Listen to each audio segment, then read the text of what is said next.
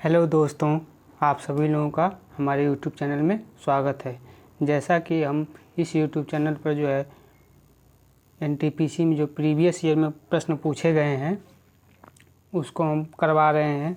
जिन लोगों के पास बुक नहीं है और सुविधा नहीं है वो लोग हमारे साथ जो है इसकी तैयारी कर सकते हैं। यह जो है रेलवे NTPC जो कि 2019 में फॉर्म आया था, जिसका पेपर 10 जनवरी 2021 को हुआ था। आज हम उसको सॉल्व करने वाले हैं। तो चलिए शुरू करते हैं बिना समय को गंवाए हुए। तो पहला प्रश्न है कि सरकार के कुल व्यय और ऋण को छोड़कर कुल प्राप्तियों के बीच के जो है अंतर को क्या कहा जाता है। तो इसको जो है राजकोषीय घाटा कहा जाता है, यानी कि ऑप्शन नंबर सी सही होगा। राजकोषीय घाटा कहा जाता है। अगला प्रश्न है प्रश्न नंबर 2। प्रश्न नंबर 2 है अर्ध शुष्क जलवायु परिस्थितियों और अपशिष्ट मिट्टी में उगाई जाने वाली वह फसल जो कि खाद्य फसल के साथ साथ चारे की भी फसल है, निम्न में से जो है कौन सी है। तो इसका जो सही आंसर होगा वो होगा मक्का। मक्का जो है सबसे इन चारों में से जो है खाद्य फसल के रूप में भी प्रयोग की जाती है। मक्का का जो नाम है वास्तविक वनस्पतिक नाम जो है वह जीमाएग है। मक्का जो है उत्पादन के लिए 25 से 30 डिग्री के तापमान पर जो है 60 से 120 दिनों की जो है वर्षा की आवश्यकता होती है। अगला प्रश्न देखते हैं प्रश्न नंबर 3। भारत में 1972 में अपना परिचालन आरंभ करने वालों बोकारो स्टील प्लांट की स्थापना किस देश की सहायता से की गई थी। तो इस प्रश्न का जो आंसर है प्रश्न नंबर 3 का आंसर होगा USSR। और वह कहाँ पर जो बोकारो स्टील प्लांट जो है भारत के किस राज्य में स्थित है। यह झारखंड में स्थित है। और इसका बोकारो स्टील प्लांट का जो परिचालन है वह 2 अक्टूबर 1972 को जो है प्रारंभ हुआ था।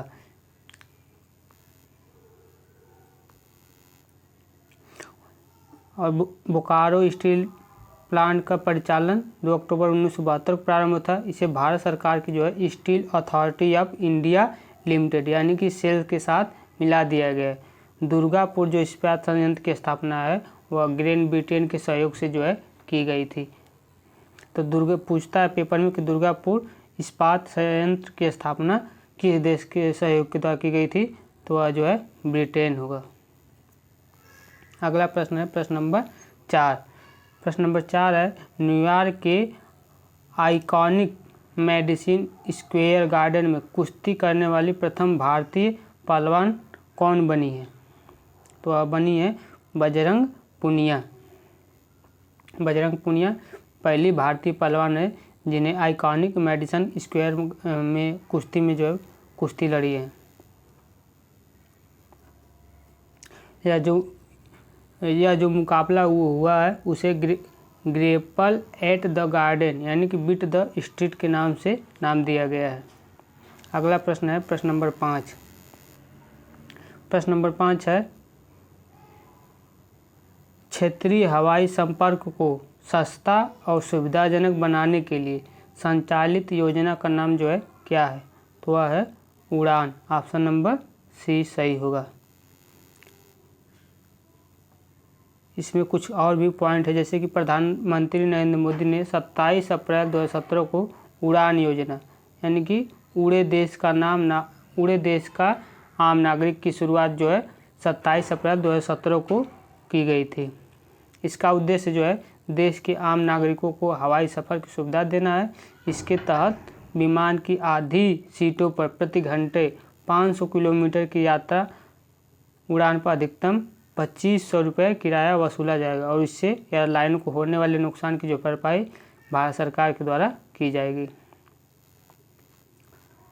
अगला प्रश्न है प्रश्न नंबर 6। तो जो जो लोग भी मैथ को सॉल्व करना चाहते हैं वीडियो को रोककर और अपना सॉल्व कर सकते हैं। हम जो है केवल इसका सलूशन किस तरीके से किया गया है उसका हम एक्सप्लेनेशन कर सकते हैं। जो लोग भी सॉल्व करते हैं वह पहले खुद सॉल्व करें, फिर अगर नहीं आता है तो एक्सप्लेनेशन हम बता दे रहे हैं किस तरीके से हुआ है, आप लोग देख सकते हैं, लेकिन पहले आप लोग खुद सॉल्व करिए। तो अगला प्रश्न है प्रश्न नंबर 6। निम्नलिखित में जो है आंकड़े का माध्य दिया 11 तो k का मान ज्ञात कीजिए। तो आंकड़े का माध्य 11 दिया है, यानी कि सबको जोड़कर जितनी संख्या है तो 1 2 3 4 5 6 7 8 9 10 संख्याएं दी गई है। तो इन सभी को जोड़कर बट्टे 10 कर देंगे तो वो जो आएगा वह 11 हो जाएगी, यानी कि सबको जोड़ने के बाद जो आएगा वह 110 का इधर गुणा हो जाएगा तो 110 होगा, यानी कि इन सभी को जोड़ने के बाद जो संख्या आएगी वह 110 होगी। तो यहाँ से k की वैल्यू निकल जाएगी। देखिए वही किया, आंकड़ों का माध्य निकालने के लिए सभी पदों का योग किया, सभी पदों का योग करके बटे 10 किया, 10 को इधर गुणा कर 110 हो जाएगा और सभी संख्या को जोड़ने के बाद 107 प्लस k आएगा। 107 प्लस k बराबर 110, तो k की वैल्यू 107 उधर जाएगी तो माइनस हो जाएगा तो k बराबर 3 आ जाएगा। अगला प्रश्न है प्रश्न नंबर 7। दिया है कि sine theta minus cos theta का मान 0 है, थीटा की वैल्यू जो है 0 से 90 अंश के बीच में ही होना चाहिए। तो sine cube theta plus cos cube theta का मान क्या होगा। तो इसका सिंपल है, या तो आप थीटा की वैल्यू मान रख कर भी कर सकते हैं, नहीं तो आप फार्मूला से भी कर सकते हैं। थीटा की वैल्यू से रखने से क्या है कि साइन 45 का मान साइन 45 है जो कि 0 और 90 अंश के बीच में होता है, तो साइन 45 अगर रखते हैं तो साइन 45 का मान 1/√2 और cos 45 का मान भी आता है 1/√2, तो वैल्यू 0 आ गई, यानी कि इसको संतुष्ट कर रही है, यानी कि थीटा की वैल्यू जो होगी 45 होगी। तो जब थीटा की वैल्यू इसमें 45 रखेंगे तो 1/√2 का क्यूब आ जाएगा प्लस 1/√2 का क्यूब आ जाएगा।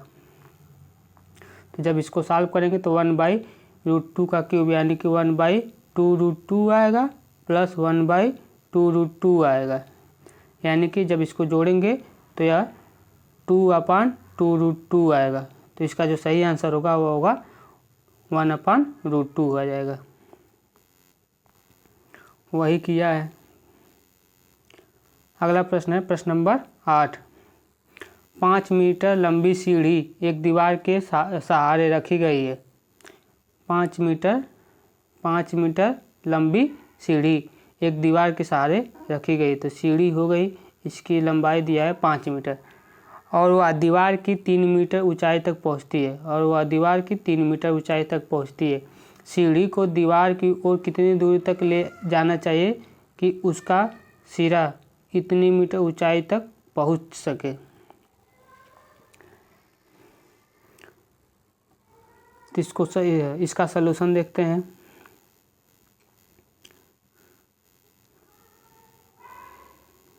इसका सलूशन दिया है, सीढ़ी की जो है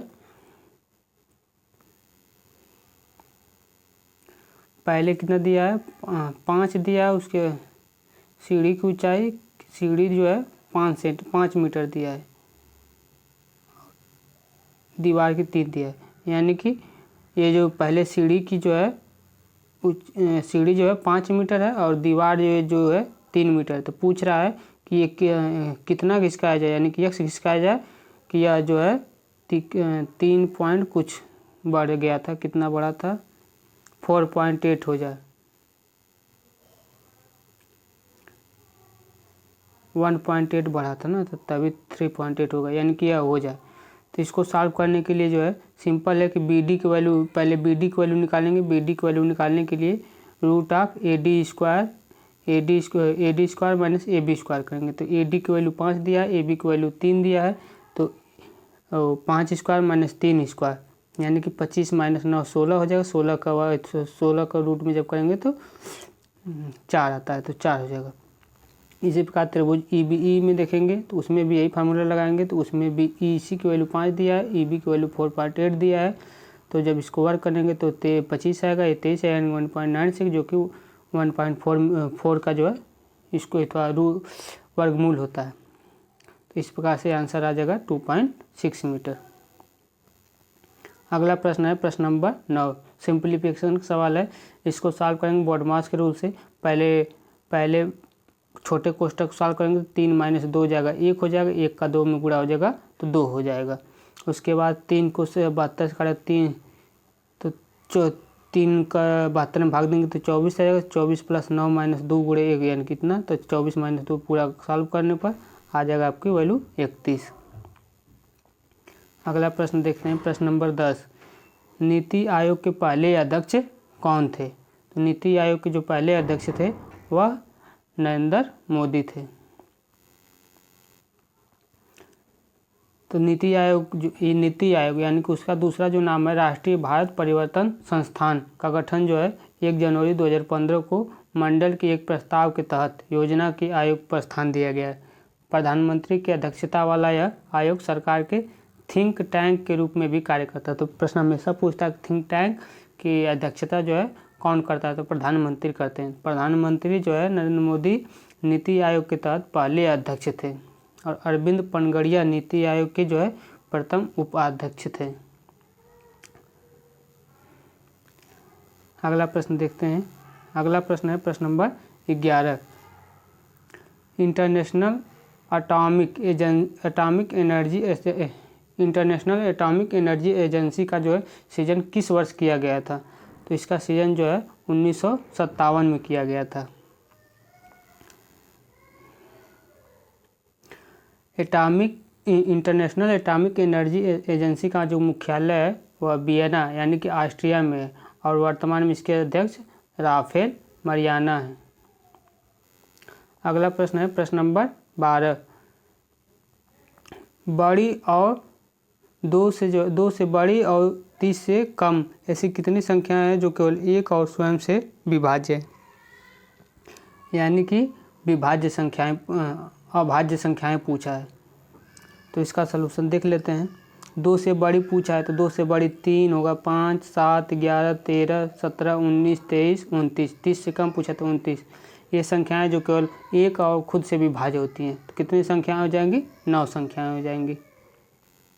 अगला प्रश्न देखते हैं प्रश्न नंबर 13, एक दुकानदार 20 कमीज बेचने पर 5 कमीज के बिक्री मूल्य के बराबर लाभ कमाता है, तो उसके लाभ का प्रतिशत क्या होगा?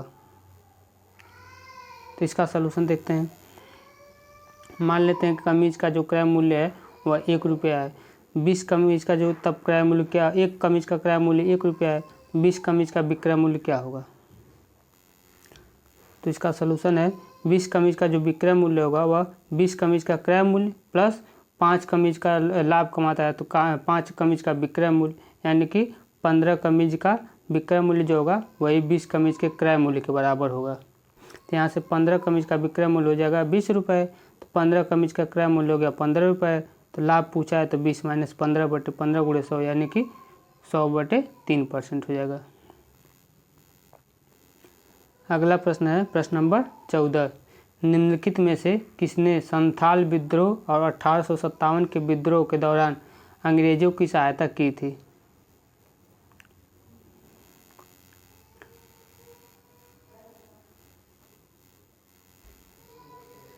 प्रश्न नंबर 14 का जो आंसर होगा वो होगा महाराज मेहताब चंद्र ने जो है संथाल विद्रोह की जो है अध्यक्षता की थी। अगला प्रश्न है प्रश्न नंबर 15, अंतरिक्ष अनुसंधान के लिए भारतीय राष्ट्रीय समिति का गठन कब किया गया था? तो इसका गठन जो है 1962 में किया गया था। भारतीय अंतरिक्ष अनुसंधान संगठन यानी इसरो की जो स्थापना है वह 15 अगस्त 1969 में हुई थी और इसका मुख्यालय जो है बेंगलुरु में है।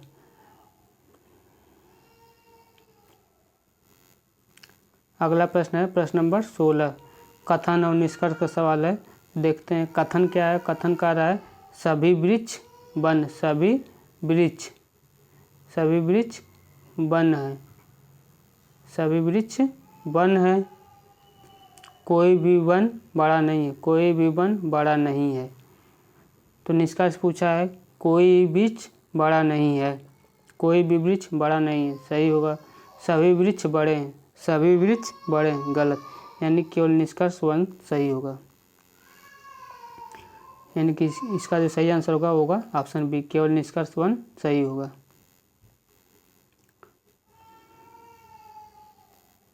अगला प्रश्न है प्रश्न नंबर 17। समान डेटा प्रकार के संलग्न यानी कि कॉन्ट्रीब्यूशन डेटा के एक सेट को क्या कहा जाता है? तो इसको एरे कहा जाता है।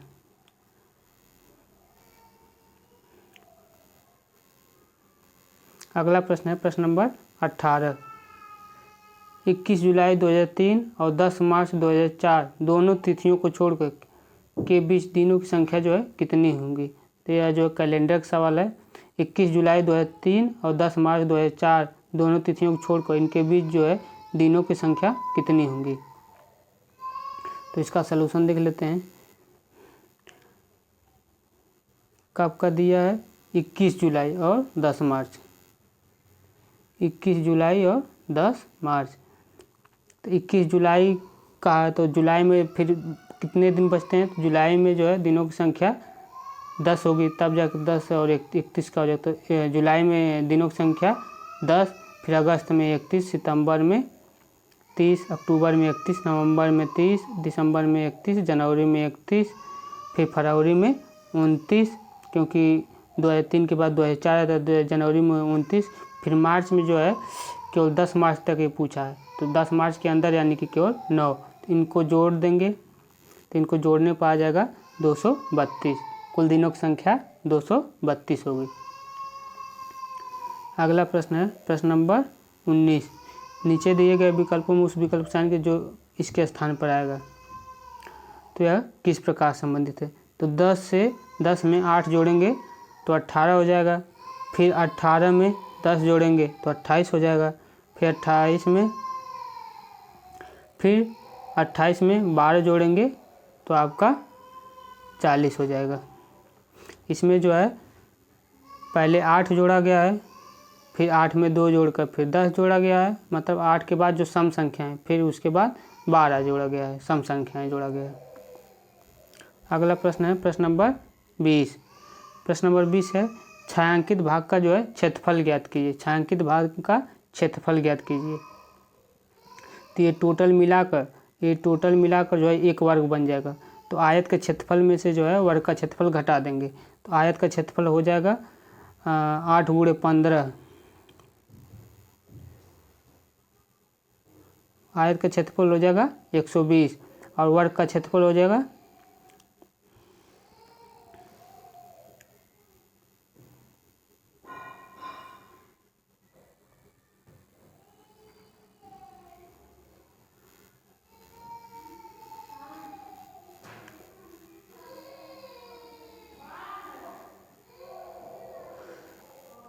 देखिए छायांकित भाग का क्षेत्रफल निकालने के लिए आयत का क्षेत्रफल माइनस 1/4 वृत्त का क्षेत्रफल घटा देना है। तो 15/120 हो गया है। फिर वृत्त का क्षेत्रफल पाई आर स्क्वायर यानी कि 22/7 गुणे 3 के स्क्वायर यानी कि 800। जब इसको सॉल्व करेंगे तो 744/7 का स्क्वायर आंसर आ जाएगा। अगला प्रश्न है प्रश्न नंबर 21। लोकप्रिय काल्पनिक उपन्यास चंद्रकांता की रचना जो है किसने की थी? चंद्रकांता की रचना जो है देवकीनंदन खत्री ने की थी। चंद्रकांता उपन्यास की रचना देवकीनंदन खत्री ने की थी। और चंद्रकांता पुस्तक की जो प्रकाशन है वह 1988 ईस्वी में हुआ था। देवकीनंदन खत्री का जो देवकीनंदन खत्री का जो है प्रथम उपन्यास था। यह एक प्रेम कथा पर आधारित उपन्यास है जिसमें आंसू, लहर, कामायनी, कंकाल, तितली ये सब जयशंकर प्रसाद की रचनाएं और तथा साकेत, यशोधरा, भारत, भारती, द्वापर ये सभी मैथिली षड़गुप्त की जो है रचनाएं हैं। अगला प्रश्न है प्रश्न नंबर 22। निम्नलिखित में से किस राष्ट्र ने इको फ्रेंडली रॉकेट अंगारा का जो विकसित किया? इको फ्रेंडली रॉकेट अंगारा का विकसित जो है किस देश ने किया? तो वह रसिया यानी कि रूस ने किया है। अंगारा की जो विकसित इको फ्रेंडली की रचना जो है दिसंबर 2020 में प्लेटेट कोस्मोडम से जो है लॉन्च किया गया है और रसिया ने किया है। अगला प्रश्न देखते हैं। अगला प्रश्न है रीजनिंग का है कि किसी कूट भाषा में वर्बल को EVIYZO लिखा जाता है तो उसी कूट भाषा में मॉडर्न को क्या लिखा जाएगा। तो ये जो लिखा गया है EV का जो है यह विपरीत रूप है। इसको आप याद कर सकते हैं कि इसका शार्ट ट्रिक होता है या फिर आप उस तरीके से भी लिख सकते हैं। तो V का विपरीत रूप E होगा, फिर E का विपरीत रूप V होगा, फिर R का विपरीत रूप I होगा। तो इसी तरह से मॉडर्न का होगा तो M का विपरीत रूप N होता है तो M होगा नहीं, V होगा नहीं, A और B में से होगा। O का L होता है, इसमें भी L है, इसमें भी L है। फिर D का जो है W होता है,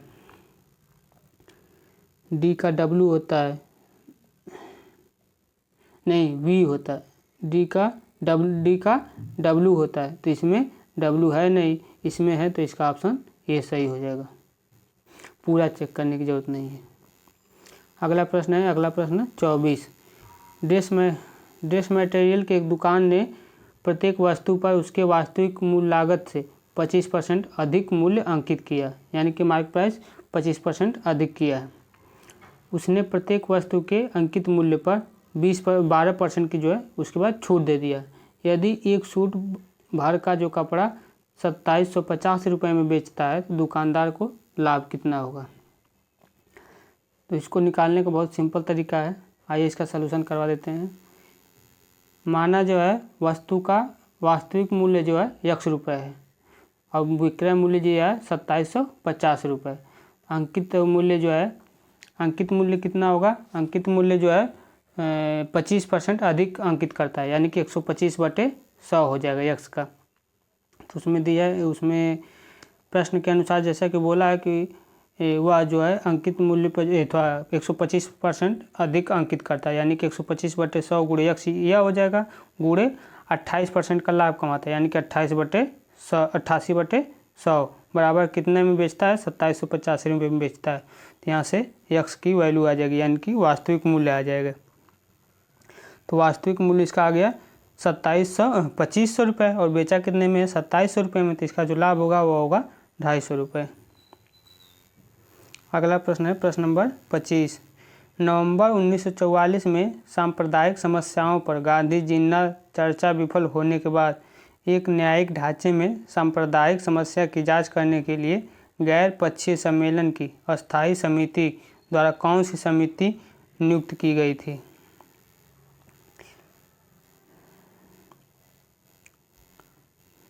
तो इसका जो सही आंसर होगा वो होगा सप्रू समिति।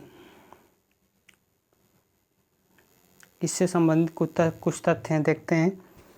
नवंबर जो है 1944 में सांप्रदायिक पर जो है गांधी जिन्ना के विफल होने के बाद जो है यह समिति लागू की गई थी। इस समिति की रिपोर्ट में जो है 1945 को जो है प्रकाशित की गई थी। अगला प्रश्न देखते हैं प्रश्न नंबर 26। वह पोर्ट जो कि डिजिटल उपकरणों में से डेटा स्थानांतरण के लिए एक प्रोटोकॉल है वह कौन सा है, तो वह है USB पोर्ट। यही जो है डेटा को एक माध्यम से दूसरे माध्यम में एक कंप्यूटर से दूसरे कंप्यूटर में भेजता है। अगला प्रश्न है प्रश्न नंबर 27। 2 से 281 तक के सभी सम पूर्णांकों का योगफल ज्ञात कीजिए। 2 से लेकर जो है 2 से 281 तक के सभी सम पूर्णांकों का योगफल। तो इसको निकालने के लिए अभिष्ट योगफल निकालने के लिए जो पहली संख्या प्लस अंतिम संख्या बटे 2 कर देंगे, गुणे कुल संख्याएं कर देंगे। तो सम संख्या जो है निकालना है तो 2 का अंतर होगा, 2 फिर 4 फिर 6 फिर 8 फिर 10 फिर ऐसे करते 280 तक। तो 2 से 280 तक कुल सम संख्याएं जो है 280/2 कर देंगे तो 140, यानी कि कुल संख्याएं 140 हो जाएंगी। कुल संख्याएं 140 हो गई हैं तो इसमें इसी फार्मूला पर आपको फिर रख देना है। तो अभिष्ट योगफल निकालने के लिए जो है पहली संख्या 2 हो जाएगी, फिर पहली संख्या 2 फिर अंतिम संख्या कितना दिया है 280/2 गुणे कुल सम संख्याएं कितनी है तो 140, यानी कि इसको सॉल्व करेंगे तो 19,740 आ जाएगा। अगला प्रश्न है प्रश्न नंबर 28। प्रश्न नंबर 28 है economy of permanence. Economy of permanence के लेखक कौन है? तो वह है जेसी कुमारप्पा। इसके इकोनॉमी ऑफ द परमानेंस के लेखक जो है जेपी कुमारप्पा है। अगला प्रश्न है प्रश्न नंबर 29। द्वितीय पंचवर्षीय योजना की रूपरेखा जो है किसने तैयार की थी? द्वितीय पंचवर्षीय योजना की रूपरेखा जो है पीसी महालनोबिस ने जो है तैयार की थी। इससे संबंधित कुछ तथ्य हैं कि द्वितीय पंचवर्षीय योजना जो है 1956 से लेकर 1961 तक के 1961 तक के बीच में चली थी। कोई भी पंचवर्षीय योजना जो है केवल 5 वर्षों के लिए ही होती है। द्वितीय पंचवर्षीय योजना के तहत जो है जल विद्युत ऊर्जा कार्यक्रम दुर्गापुर, भिलाई, राउरकेला इस्पात कारखाने इसी के माध्यम के दौरान स्थापित किए गए थे। द्वितीय पंचवर्षीय की योजना के समय ही यही सब स्थापित किए गए थे। अगला प्रश्न है प्रश्न नंबर 30। पृथ्वी शिखर सम्मेलन के रूप में किसे जाना जाता है? तो पृथ्वी शिखर सम्मेलन के रूप में जो है रियो शिखर सम्मेलन, ऑप्शन नंबर डी, रियो शिखर सम्मेलन के रूप में जाना। पृथ्वी शिखर सम्मेलन को रियो शिखर सम्मेलन के रूप में जाना जाता है। इससे संबंधित है पृथ्वी शिखर सम्मेलन जो है 3 से 4 जून 1992 को जो ब्राज़ील के रियो डी जेनेरिया में जो है आयोजित किया गया था। इसमें जो है कुल 172 देशों ने जो है भाग लिया था, जिसमें ब्राज़ील में जो है 1992 में हुए रियो पृथ्वी सम्मेलन में पर्यावरण की रक्षा के लिए जो है सहमति बनी थी। अगला प्रश्न देखते हैं। अगला प्रश्न है प्रश्न नंबर 31। निम्नलिखित में से किसको 2019 में क्रोएशिया के सर्वोच्च नागरिक पुरस्कार से सम्मानित किया गया है? तो वह है रामनाथ कोविंद। क्रोएशिया के सर्वोच्च नागरिक पुरस्कार से रामनाथ कोविंद जी को जो है सम्मानित किया गया है, जो कि पहले भारतीय राष्ट्रपति रह चुके हैं। अगला प्रश्न है प्रश्न नंबर 32। ईस्ट इंडिया कंपनी द्वारा किस वर्ष में जो है अस्थाई बंदोबस्त को अमल में लाया गया था? तो अस्थाई बंदोबस्त को जो है 1793 में ईस्ट इंडिया कंपनी के द्वारा जो है लाया गया था। अस्थाई बंदोबस्त को जो है स्तंभकारी बंदोबस्त भी कहा जाता था, जो कि बंगाल के जमींदारों के बीच जो है कर वसूलने से संबंधित अस्थाई बंदोबस्त को लाया गया था, जिसे अस्थाई बंदोबस्त को जो है लॉर्ड कॉर्नवालिस ने जो है 12 मार्च 1793 ईस्वी को लागू किया था, और इसके द्वारा बंगाल और बिहार में भूमि कर वसूलने की जमींदारी प्रथा को जो है लागू किया गया था इसी में। अगला प्रश्न है प्रश्न नंबर 33। सीसा और टिन की मिश्रित धातु को जो है क्या कहा जाता है? तो सीसा और टिन की मिश्रित धातु को जो है सोल्डर कहा जाता है। ऑप्शन नंबर डी, सोल्डर कहा जाता है।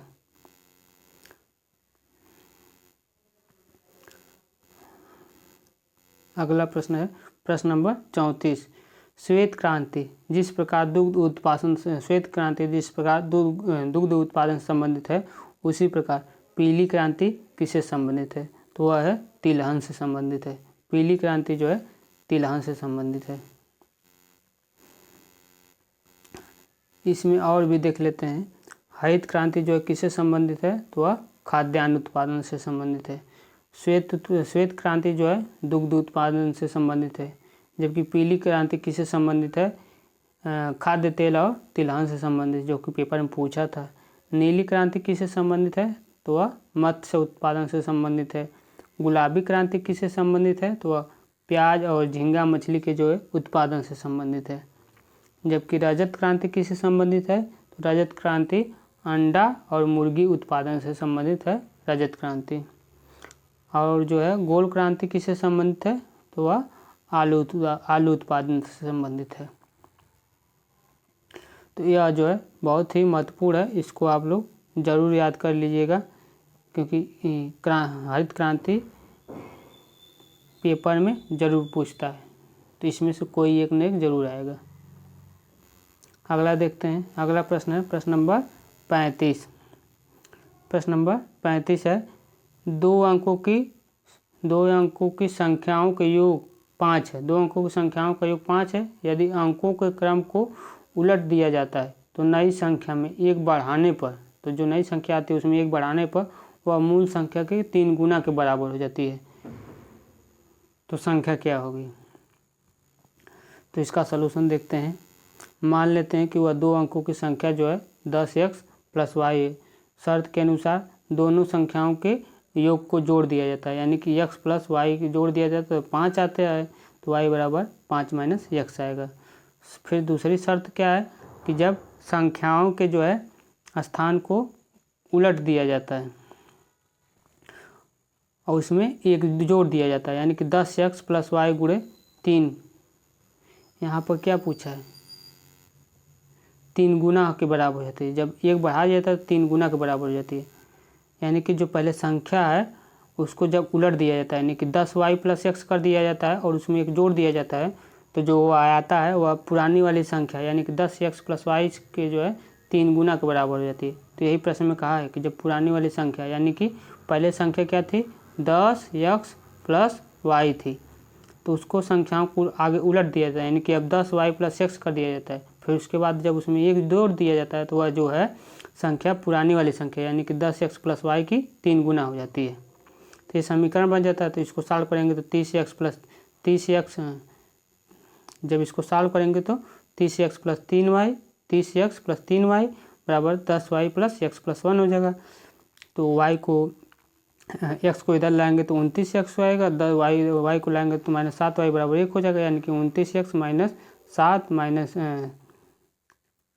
y का मान जो है ऊपर से जब रखेंगे 5, y का मान 5 - x है, तो y का मान रखेंगे 5 - x, यानी कि 7 - 7 क्वेश्चन 5 - x बराबर 1। तो इसको सॉल्व करेंगे तो x की वैल्यू 1 आ जाएगी। x की वैल्यू जब 1 आ जाएगी और y की वैल्यू 4 दिया है, 4 निकालेंगे तो यह दो, तब वहाँ से मूल संख्या क्या हो जाएगी? तो 10 × 1 + 4 यानी कि 14, मूल संख्या 14 आ जाएगी। अगला है प्रश्न नंबर 36। प्रश्न नंबर 36 है, दिए गए 4 वर्षों में 3 किसी दृष्टि से समान है और 4 एक असंगत है, उनमें से बाकी सभी असंगत हैं। तो जो असंगत है उनको छांटना है। 2001, 2003, 2004, 2002। तो इसमें से 2004 जो है वह लीप वर्ष है, यानी कि इसमें फरवरी का जो महीना होगा वह 29 का होगा, क्योंकि यह लीप वर्ष चेक करने का सिंपल तरीका है। 4 से भाग देने पर अगर वह कट जाता है तो वह लीप वर्ष होगा, नहीं कटता है तो लीप वर्ष नहीं होगा। तो 2004 कट जाएगा तो लीप वर्ष होगा। अगला प्रश्न है, निम्नलिखित में से किस उपकरण का उपयोग करके वायुमंडलीय दाब को मापने के लिए किया जाता है? तो वायुमंडलीय दाब को मापने के लिए जो प्रयोग किया जाता है वह उसको बैरोमीटर कहते हैं, यानी कि ऑप्शन नंबर डी सही है। बैरोमीटर का जो आविष्कार है वह इवान गैलेस्टा टोरिसेली के द्वारा किया गया है, बैरोमीटर के जो मापने के लिए। वहीं पर ओडोमीटर से जो है वाहन द्वारा चली गई दूरी को मापा जाता है। ओडोमीटर जो है वाहन द्वारा चली गई दूरी मापने के लिए होता है। और तापमान और थर्मामीटर के द्वारा जो है ताप की जो है प्रवणता को मापा जाता है, जबकि थर्मामीटर की खोज गैलीलियो ने किया था। अगला प्रश्न है प्रश्न नंबर 38। उस विकल्प का चयन कीजिए जो भिन्न ईंधनों को बढ़ते हुए क्रम में दर्शाता है, यानी कि पहले सबसे छोटी, फिर सबसे बड़ी, फिर उससे बड़ी, फिर उससे बड़ी, तो बढ़ते हुए क्रम में दर्शाना है। 2/5 का मतलब जो है 0.4 आ जाएगा। 1/3 का मतलब जो है 0.33 आ जाएगा और 3/5 का मतलब जो है 0.6 आ जाएगा। 7/10 का मतलब जो है 0.7 और 5/8 की वैल्यू जो है आ जाएगी 0.66 कुछ आएगा। तो इसमें सबसे छोटी वैल्यू जो है 0.33 है, यानी कि 1/3। तो 1/3 किस में है? इसमें नहीं है, इसमें नहीं है, इसमें नहीं है। 1/4 की वैल्यू कितनी है? 1/4 को छोड़ दें, 1/4 की वैल्यू आएगी 0.5 5 यानी कि सबसे छोटी 1/4 रहती है, यानी कि यह ऑप्शन है, यह ऑप्शन है, यह ऑप्शन होगा। और इसमें जो है 1/4 होगा, फिर उसके बाद 1/3 होगा, फिर उसके बाद 3/5 यानी कि 0.6, उसके बाद यही आंसर हो जाएगा। ऑप्शन नंबर ए सही होगा। अगला प्रश्न है प्रश्न नंबर 39। सूरज और विमल एक व्यवसाय शुरू करते हैं। उन्होंने एक वर्ष में 8,400 रुपये लाभ के रूप में कमाए। वर्ष के अंत में सूरज को उसके लाभ के हिस्से के रूप में 4,500 रुपये की प्राप्ति हुई। सूरज और विमल के द्वारा व्यवसाय में निवेश की गई राशि का जो है अनुपात क्या होगा। तो यह मैथ का सवाल है। इसको अगर आप लोग सॉल्व करना चाहते हैं तो पहले वीडियो को रोक कर खुद सॉल्व कर लीजिए, उसके बाद हम सलूशन दिखा दे रहे हैं कैसे सलूशन किया जाता है। तो इसमें है कि पहले जो उन्होंने एक साल में कुल लाभ कमाया हुआ 8,400 रुपये, फिर उसमें से सूरज का जो लाभ है वह 4,500 रुपये है। तो विमल का लाभ कितना हो जाएगा, 3,900 रुपये हो जाएगा। तो इनका अनुपात पूछा है, तो सूरज का लाभ 4,500 हो जाएगा, विमल का जो है 3,900 हो जाएगा। तो दोनों दो जीरो कट जाएगा, फिर 3 से काट देंगे तो 3 एक नम 3, 3 3 9 और 3 15 3 45 यानी 15:13 आंसर आ जाएगा। ऑप्शन नंबर सी सही। अगला प्रश्न है प्रश्न नंबर 40। यदि किसी कूट भाषा में लब को 54 लिखते हैं तो उसी कूट भाषा में टीयर को क्या लिखेंगे। तो लब को 54 लिखा है, यानी कि अल्फ़ाबेट नंबर आप लोग याद कर लीजिए। यानी कि जैसे एक पर है, बी 2 पर है, सी 3 पर है, डी 4 पर है, इसको आप लोगों को याद करना पड़ेगा। तो इसको सॉल्व का सिंपल तरीका है कि एल की वैल्यू 12 हो जाएगी, ओ की वैल्यू 15 हो जाएगी, वी की वैल्यू 22 हो जाएगी, ई की वैल्यू 5 हो जाएगी। जोड़ने पर टोटल 54 आ गया। इसी प्रकार टीयर को देखना, तो टी की वैल्यू 20 आ जाएगी, टी की वैल्यू 20 आ जाएगी, ई की वैल्यू 5 आ जाएगी, ए की वैल्यू 1, आर की वैल्यू 18। तो इसको जोड़ने पर 44 आंसर आएगा। अगला प्रश्न है प्रश्न नंबर 41। प्रश्न नंबर 41 है, वर्षा ऋतु के दौरान जब पौधों के लिए आवश्यक मृदा आर्द्रता की तुलना में अधिक वर्षा होती है तो इसे किस रूप में संदर्भित किया जाता है। तो इसे जो है आर्द्र भूमि कृषि के रूप में संदर्भित किया जाता है।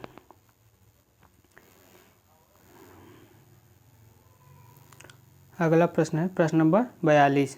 प्रश्न नंबर 42 है, वर्ष 2019 में थाईलैंड की खाड़ी से किस चक्रवात का आरंभ हुआ था।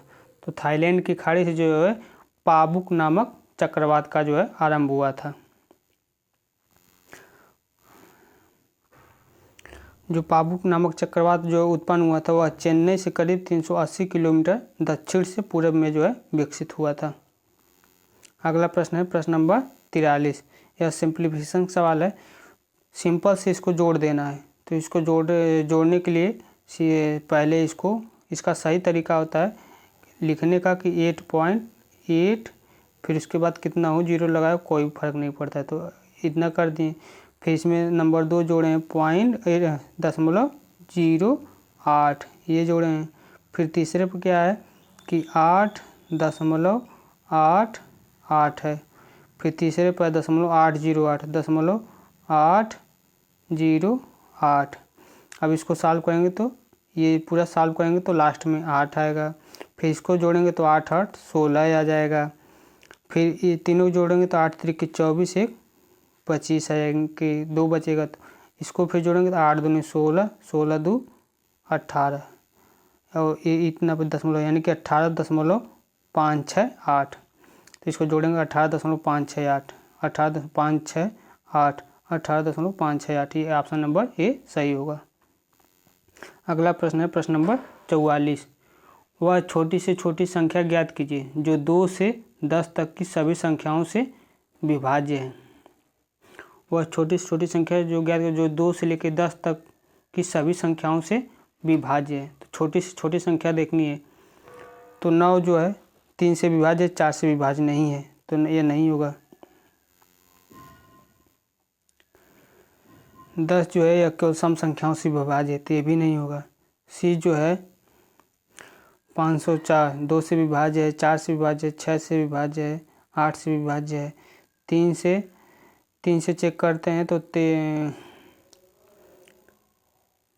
3 1 9 3 20, 3 चक्का 18, 3 × 24, 3 से भी कट जाएगा। 4 से 4 1 4 10, 4 दूनी 8, 4 से भी कटेगा, 5 से नहीं कटेगा, यानी कि 2520 जो है यह सभी से विभाज्य, यानी कि ऑप्शन नंबर ए सही होगा। 2520 जो है सभी से विभाज्य है, यानी कि यही ऑप्शन नंबर सही होगा। अगला प्रश्न है प्रश्न नंबर 45। डैश 9 भारतीय भाषाओं की एकीकृत लिपि है जिसे एक सामान्य भारतीय लिपि के रूप में प्रस्तावित किया जा रहा है, वह कौन है? तो वह भारती है। इससे संबंधित कुछ प्रश्न है कि लिपि, भारतीय लिपि जो है भारतीय भाषाओं की एक एकीकृत लिपि के रूप में जाना जाता है, जिसमें 9 भारतीय लिपियों को जो है समावेशन दिया गया है, जिसमें देवनागरी, बंगाली, गुरुमुखी, गुजराती, उड़िया, तेलुगु, कन्नड़, मलयालम और द्रविड़ शामिल है। तो पेपर में हमेशा पूछता है कि 9 भारतीय लिपियों में इनमें से कौन सा नहीं है, तो 3 देगा, 1 नहीं देगा। तो इसको आप लोग याद कर लिए कि देवनागरी है, बंगाली है, गुरुमुखी है, गुजराती, उड़िया, तेलुगु, कन्नड़, मलयालम और द्रविड़ जो है ये सब 9 भारतीय लिपि है। इसमें जो है अंग्रेजी और उर्दू अभी तो शामिल नहीं किया क्योंकि उर्दू और अंग्रेजी वर्णमाला प्रणालियों में से एक संगठन नहीं है। अगला प्रश्न है प्रश्न नंबर 46। ललित ने अपने मित्र को 2 वर्षों के लिए साधारण ब्याज पर 12,000 रुपये का ऋण दिया, यानी कि लोन दिया, जिससे उसे 1200 रुपये ब्याज मिला। प्रतिवर्ष ब्याज दर ज्ञात कीजिए। तो इसका सिंपल तरीका है, साधारण ब्याज जो होता है मूलधन गुणे दर गुणे समय बटा 100। तो 1200 रुपये का ब्याज पाया है, 12,000 रुपये पर दर पूछा है, 2 साल के लिए दिया है, तो इस पर लगा देंगे तो दर जो है 5% आ जाएगी। 2 0 से 2 0 कट जाएगा, 1 0 से 1 0 कट जाएगा, 12 से कटेगा तो 12 दाम 120, 2 से काटेंगे तो 2 25 10, यानी कि 5 वर्ष आ जाएगा। अगला प्रश्न है प्रश्न नंबर 47। पानी भरने के लिए एक टैंक में 3 नल है, पानी भरने के लिए एक टैंक में 3 नल है। टैंक को भरने में पहला नल 6 घंटे का समय लेता है, दूसरा नल 1 दिन का और तीसरा नल 18 घंटे का समय लेता है। लेकिन उसके तल पर एक छेद था जो कि 18 घंटे में पूरे टैंक को खाली कर देता है। 1 घंटे बाद छेद का पता लग गया और उसे तत्काल ठीक कर दिया गया, तो तीनों नलों को द्वारा टैंक को भरने में कितना समय लगेगा? तो इसको सॉल्व करने का सिंपल तरीका है, मानना कि तीनों नलों को मिलकर टैंक को x घंटे में भरने में समय लगेगा। तो पहले वाले टैंक को जो है भरने में 6 घंटे का समय लगा तो 100/6, दूसरे वाले को भरने में 24 घंटे का समय लगा तो 100/24, तीसरे वाले को 18 लगा तो 100/18। फिर छेद होने की वजह से उसको खाली करने में जो है 18 घंटे का समय लग जाते हैं। उसको घटा देंगे तो यह आ जाएगा। जब यहाँ से करेंगे तो इन सभी का एलसीएम लेंगे जो कि 72 आ जाएगा। तो जब 72 आएगा तो 6 से इसमें भागेंगे तो 12 6 72, तो 12x हो जाएगा। फिर 24 दूना 24 3 72 3x, फिर 18 4 72 तो 4x, और 1/18 को जो है इधर ला जाएंगे तो प्लस 1/18 हो जाएगा, यानी कि 19/72 बराबर 19/18, तो 19 19 कट जाएगा, 18 4 72, तो यानी कि x बराबर 4 आ जाएगा।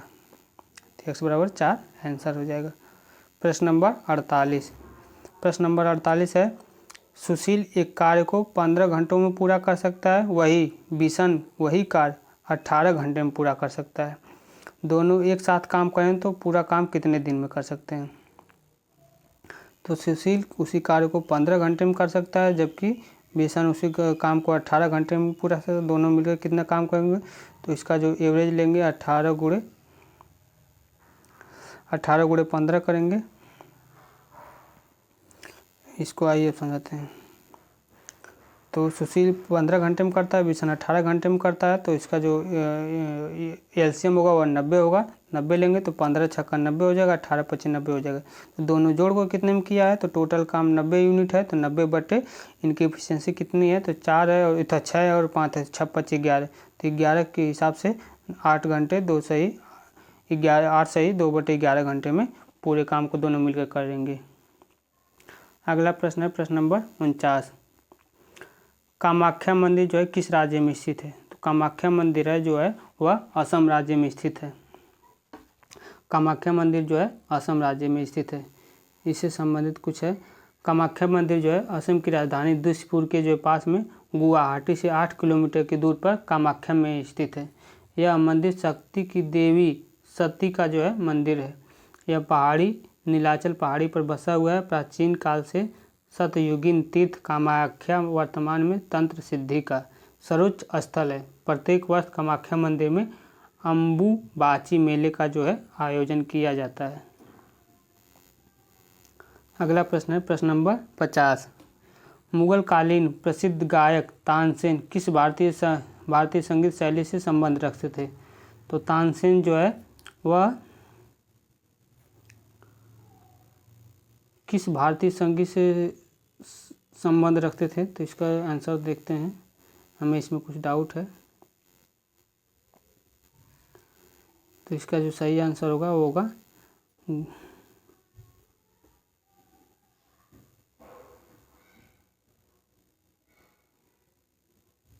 ध्रुपद से जो है संबंधित थे।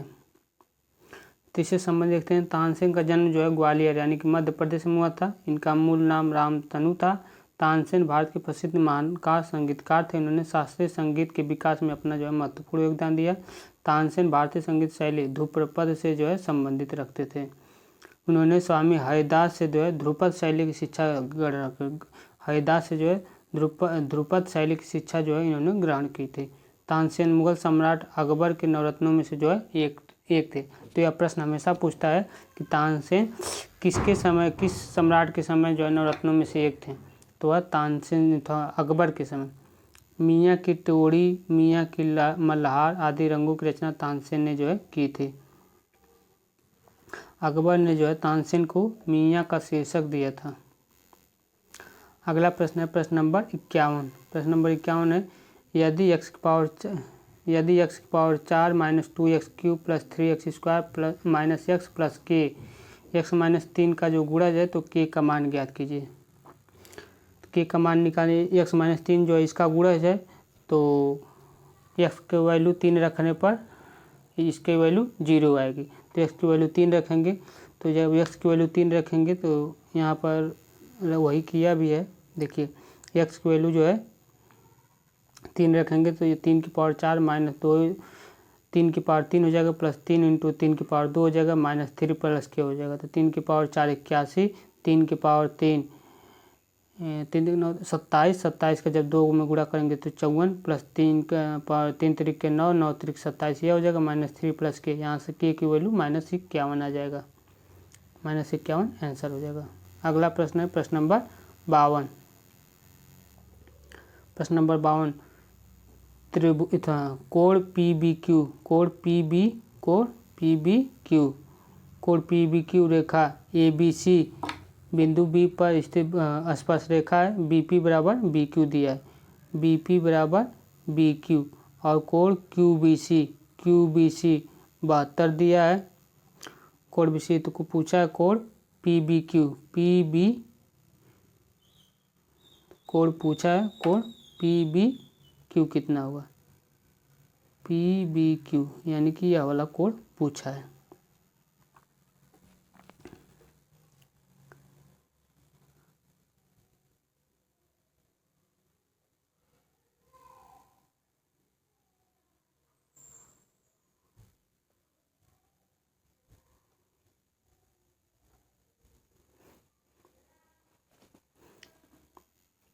तो इसका सलूशन देखते हैं। इसका सलूशन है जब यह दोनों कोण बराबर हैं तो यह अगर 72 होगा, यह वाला कोण अगर 72 होगा तो यह वाला भी 72 होगा। क्यों? क्योंकि यह दोनों एकांतर कोण हैं। एकांतर कोण से यह दोनों 72 होगा। और दिया है कि यह भुजा इस भुजा के बराबर है तो यानी कि इसके सामने का यह कोण इसके सामने का यह कोण बराबर होगा, यानी कि यह 72 होगा तो यह भी 72 होगा। तो यह वाला पूछा है। तो यह वाला निकालने के लिए तीनों कोणों का योग 180 अंश होता है। तो यानी कि 180 में से 72 प्लस 72 घटा देंगे। 72 प्लस 72 घटा देंगे। तो 180 में से 72 प्लस 72 घटाएंगे तो 2 दूनी 4 2 सत्ते 14 यानी कि 144 घटाएंगे तो 36 आ जाएगा। इसका आंसर 36 डिग्री आ जाएगा। इसका आंसर 36 हो जाएगा। अगला प्रश्न है, अगला प्रश्न देखते हैं, प्रश्न नंबर 53। प्रश्न नंबर 53, दिए गए विकल्पों में से उस विकल्प चयन कीजिए जो इसके स्थान पर आएगा, मतलब आएगा इसके साथ। तो इसमें क्या दर्शाया, तो इसको सॉल्व करने का जो है सिंपल तरीका है। अगर आपको नहीं समझ में आता है तो फिर देखें, बताते हैं। जैसे दिया कि 5, 8, 70 दिया है, इसको हम नहीं देखते। 15, 8, 70 दिया है तो देखते हैं यहाँ किससे कितना ज़्यादा है। तो 15 से जो है 13 ज़्यादा है, तब 15 में 13 जोड़ेंगे तो 18 आएगा। फिर 18 में जो है 52 जोड़ेंगे तो 70 आएगा। तो इसी प्रकार फिर इसका अंतर देखते हैं। तो 13 और 52 में क्या है, या 13 का जो है 4 गुना है, 13 का 4 गुना 52 है। तो इसी प्रकार 52 का 4 गुना लेंगे तो 208 आ जाएगा। 208 आएगा तो 70 में 208 जोड़ेंगे तो 278 आ जाएगा। रीजनिंग का सवाल है। अगला प्रश्न है प्रश्न नंबर 54। क्लब ऑफ रोम के द्वारा द लिटमस टू ग्रोथ का प्रकाशन जो है कब किया गया था। तो इसका प्रकाशन जो है 1972 में किया गया था। ऑप्शन नंबर सी सही होगा। अगला प्रश्न है, अगला प्रश्न देखते हैं। अगला प्रश्न नंबर 55। 4 क्रमागत विषम संख्याओं का योगफल 160 है, सबसे छोटी संख्या ज्ञात कीजिए। तो 4 क्रमागत विषम संख्याओं का योगफल पूछा है। तो विषम संख्याएं जो होंगी वह x + 2 + x + 4 + x + 3 होंगे, यानी कि जो 2 से नहीं कटे। विषम संख्याएं वो होते हैं जो 1 से और खुद से कटते हैं। तो यानी कि x प्लस जो 2 से नहीं कटते उन्हें विषम संख्याएं कहते हैं, जो 2 से न कटे, यानी कि 2 का अंतर। तो ये 4 विषम संख्याएं x + 2 x + 4 x + 6 हो जाएंगी। तो इनका योगफल कितना दिया है, तो 160 दिया है।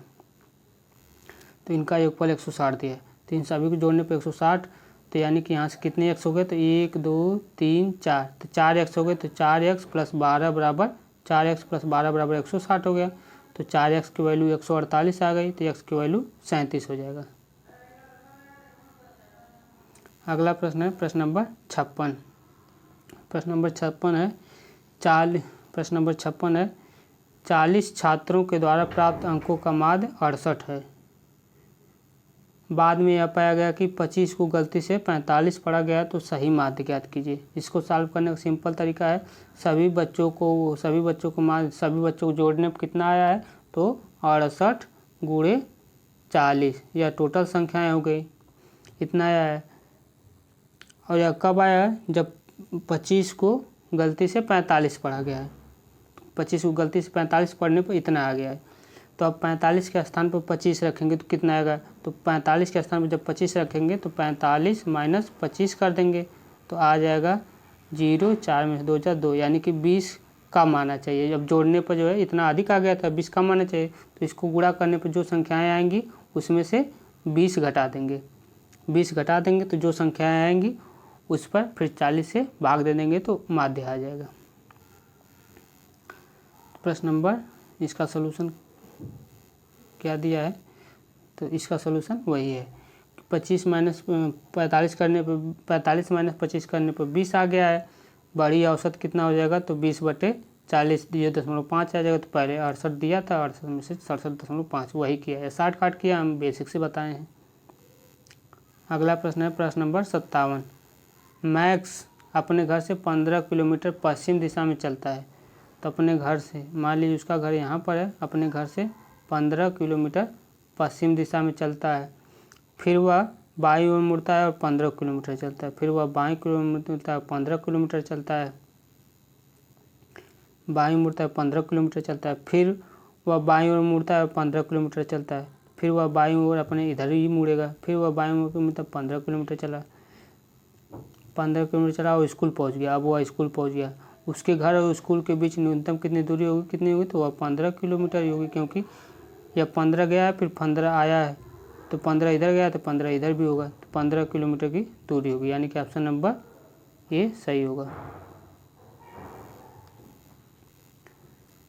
दिशा को, अगर आप लोगों को दिशा नहीं पता चलती है तो इसमें देख लीजिए कि दिशा जो है ऊपर जो है वह उत्तर होता है, राइट साइड पूरब होता है, नीचे दक्षिण होता है और लेफ्ट साइड पश्चिम होता है।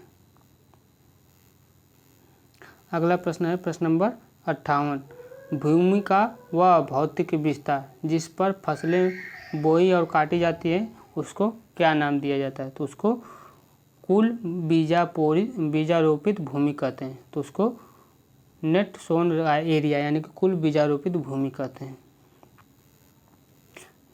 अगला प्रश्न है प्रश्न नंबर 59।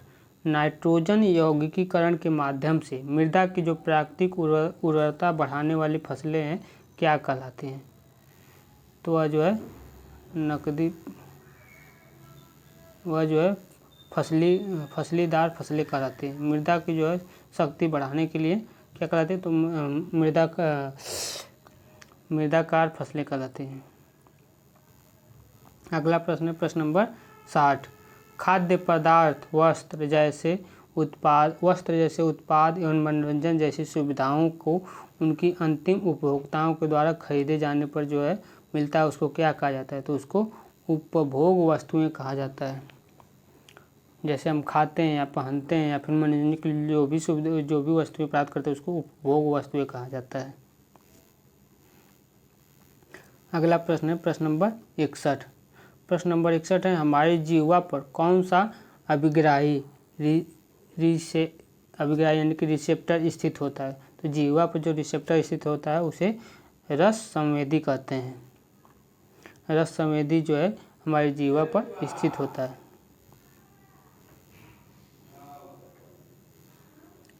अगला प्रश्न है प्रश्न नंबर 62। उस विकल्प का चयन करें जो तीसरे पद से उसी प्रकार संबंधित जिससे दूसरा पहले से है। तो इस प्रश्न का जो है प्रश्न है यह, इसमें दिया है DFHF EHKN से संबंधित है तो OQSQ से किस प्रकार संबंधित है? तो इसका सलूशन है कि DHF ऊपर है नीचे यह है तो यानी कि D से एक ज़्यादा E है, F से ज़्यादा 2 H है, यानी कि एक पहले वाले एक ज़्यादा है फिर दूसरा 2 ज़्यादा है फिर 3 ज़्यादा है फिर 4 ज़्यादा। उसी प्रकार O 15 आ गया तो 15 से एक ज़्यादा P होगा, फिर Q 17 आ गया 17 से 2 ज़्यादा 19 होगा तो 19 पे जो है Q नहीं आएगा, R नहीं आएगा, S आएगा, यानी कि ऑप्शन नंबर A सही है। पूरा सॉल्व भी नहीं करना है।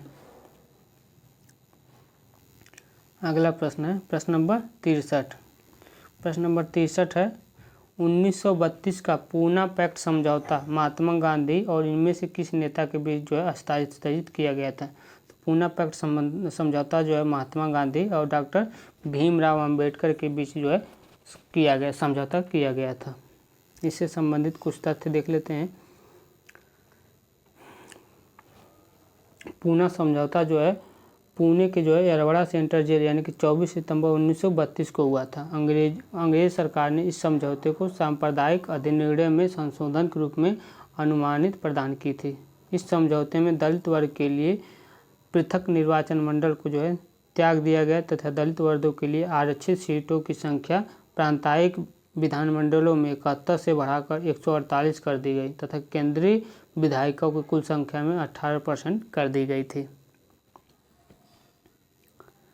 अगला प्रश्न है प्रश्न नंबर 64। प्रश्न नंबर 64 यदि वृत्त को त्रिभुज कहते हैं, त्रिभुज को वर्ग कहते हैं और वर्ग को आयत कहते हैं, तीन भुजाओं वाले बहुभुज को क्या कहते हैं? तो तीन भुजाओं वाले बहुभुज को त्रिभुज कहते हैं और त्रिभुज को क्या कहा जा रहा है? तो त्रिभुज को वर्ग कहा जा रहा है, यानी कि इसका आंसर जो होगा वह वर्ग हो जाएगा। इसका सिंपल तरीका है कि किसको क्या कहा जाता है, तो देख लीजिए एक बार फिर से कि वृत्त को त्रिभुज कहते हैं, त्रिभुज को वर्ग कहते हैं, वर्ग को आयत कहते हैं। तो इसमें प्रश्न पूछ रहा है कि तीन भुजाओं वाले बहुभुज को क्या कहते हैं? त्रिभुज कहते हैं।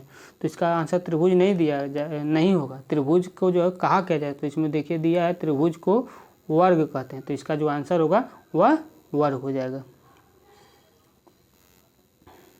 अगला प्रश्न है प्रश्न नंबर 65। प्रत्येक वृत्त में बड़ी संख्या में निस्पंदन इकाइयाँ होती हैं, उसे क्या कहा जाता है? उसे विकराणु कहा जाता है। इस प्रश्न का जो आंसर होगा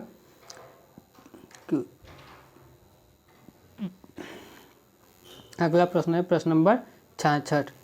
प्रश्न नंबर 66 है त्रिभुज ABC की जो है तीनों भुजाओं की लंबाई 6, 4, 9 है और अन्य त्रिभुज DEF की तीनों की जो एक भुजा 36 है ABC और जो कि त्रिभुज ABC के समान है। तो DEF का सबसे बड़ा संभावित परिमाप क्या होगा? तो इसमें दिया है त्रिभुज ABC की भुजाएं जो है 4, 6 और 9 है, जबकि त्रिभुज DEF की जो है एक भुजा दिया है 36 सेंटीमीटर है। तो हम मान लेते हैं इनकी भुजाओं का अनुपात 4, 6, 9 है, तो इनकी भुजाएं 4x, 6x, 9x हो जाएंगी और ये दोनों त्रिभुज समरूप हैं। तो जो 4x की वैल्यू होगी वह 36 हो जाएगी, यानी कि 4, 9, 36। एक की वैल्यू 9 आ जाएगी, एक की वैल्यू 9 आ जाएगी। तो उसमें पूछा क्या है, तो उनकी भुजाएं क्या होगी, तो 36 हैं।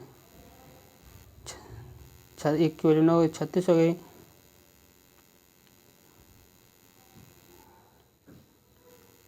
एक की वैल्यू 9 आ जाएगी। तो इसी प्रकार जो अगली भुजा होगी वह 99, 81 हो जाएगी, या 99, 81 हो जाएगी, और यह 96, 54 हो जाएगी। यानी कि इसकी जो भुजाएं होंगी 36, 54, 81 हो जाएंगी। इसकी जो भुजाएं होंगी वह 36, 54, 81 हो जाएंगी। यानी कि इसका परिमाप जो क्या होगा वह 171 सेंटीमीटर हो जाएगा। अगला प्रश्न है प्रश्न नंबर 67। यह सिंप्लीफिकेशन का सवाल है, इसको बॉडमास के रूप से जो है सॉल्व करते हैं। पहले छोटा वाला क्वेश्चन सॉल्व करते हैं। तो 5 में से 2 गया तो 3 बचेगा, 3 का मल्टीप्लाई -5 में करेंगे तो -15 आ जाएगा। -15 भागे 10, -15 भागे 10 करेंगे तो -1.5 आ जाएगा। अब उसके बाद इस टोटल वैल्यू का वैल्यू जो है -1.5 आ गया है। अब 3 से काटेंगे तो यह टोटल वैल्यू 3 से काटेंगे तो टोटल वैल्यू माइनस जो है 5 आ जाएगा। फिर -5 का 5 में गुणा करेंगे तो माइनस प्लस 2.5 आ जाएगा। 2.5 इस यहाँ तक की वैल्यू का वैल्यू जो है 2.5 आया। फिर इसका गुणा करेंगे तो 3 चौको 12, 24 तियाँ 72 आ जाएगा।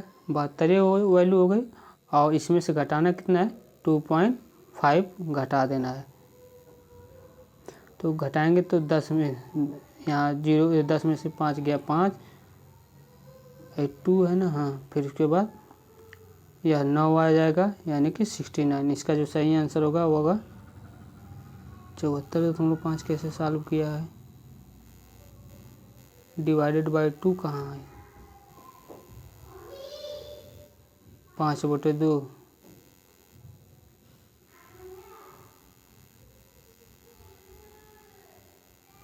अच्छा हाँ, जोड़ना था ना, हम घटा दिए। यहाँ पर ये माइनस है, इसकी वैल्यू -2.5 आया था। माइनस प्लस 24 तियाँ 72 प्लस 2.5 हुआ, यानी कि 74.5 आ जाएगा। जोड़ना था इसकी वैल्यू, क्योंकि इसकी जो वैल्यू इस यहाँ तक की वैल्यू से आई थी वह 2.5 आई थी। -2.5 ये माइनस प्लस हो जाएगा। अगला प्रश्न देखते हैं।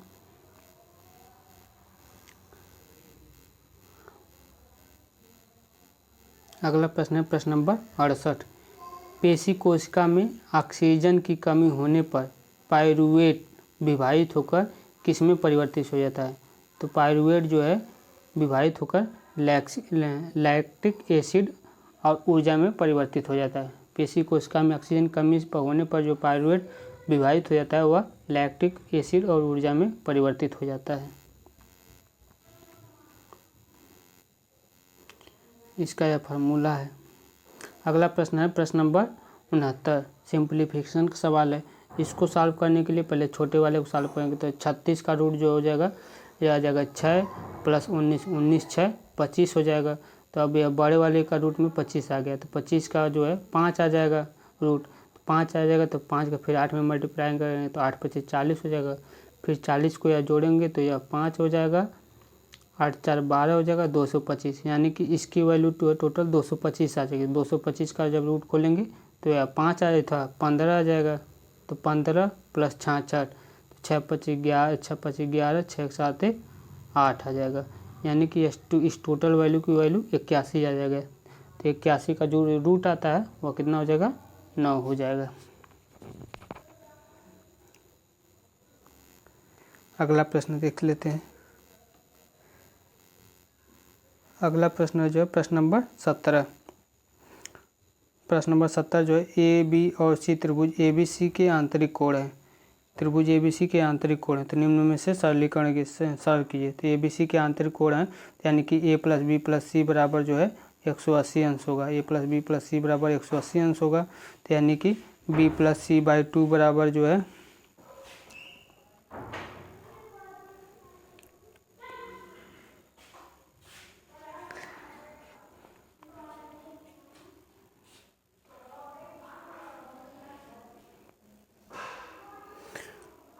इसको सॉल्व करेंगे। इसका सलूशन आप लोगों को दिखाते हैं। इसका सलूशन है दिया है कि cos square B plus C by 2 plus cos square A by 2 plus sec square C by 2 minus cot square A plus B by 2 है। इसका आंतरिक कोण 180 होता है यानी कि ए प्लस बी प्लस सी का मान 180 अंश होता है। तो बी प्लस सी बाई 2 को जो निकालेंगे तो बी प्लस सी बाई 2 यानी कि तीनों को जोड़ने पर 180 है तो बी प्लस सी बराबर 180 माइनस ए हो जाएगा।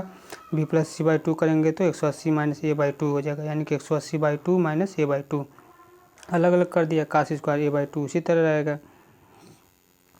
उसी प्रकार सेक स्क्वायर सी बाई 2 वही रहेगा। ए प्लस बी बाई 2 को जो है ए प्लस बी बाई 2 को जो 180 माइनस सी बाई 2 कर दिया है।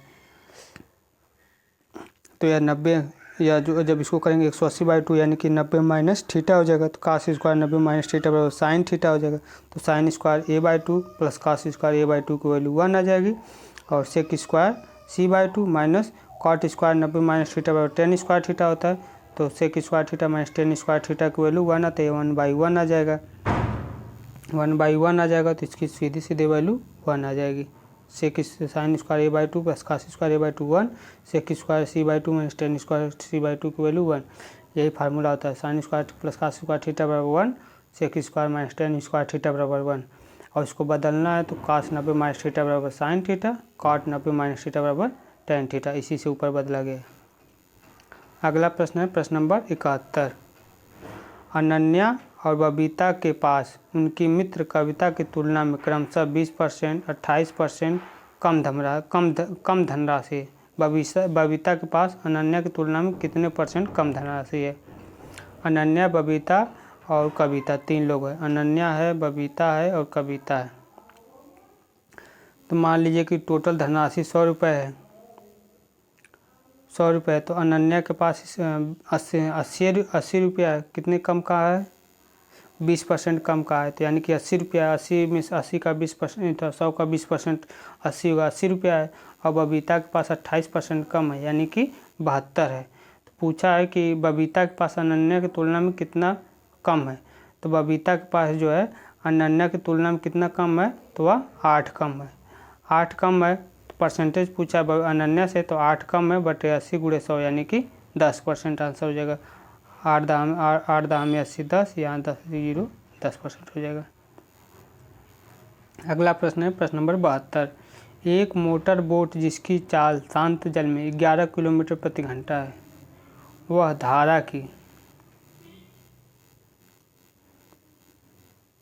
वह धारा की दिशा में 2 घंटे 20 मिनट में 28 किलोमीटर की दूरी जो है तय करती है। तो जो है धारा की चाल ज्ञात कीजिए। तो इसका सलूशन है कि नाव की चाल दिया है 11 किलोमीटर प्रति घंटा, दूरी जो है 28 किलोमीटर दिया है, समय 2 घंटे 20 मिनट यानी कि 7.5/3 घंटा दिया है। तो हम मान लेते हैं धारा की चाल x किलोमीटर प्रति घंटा है।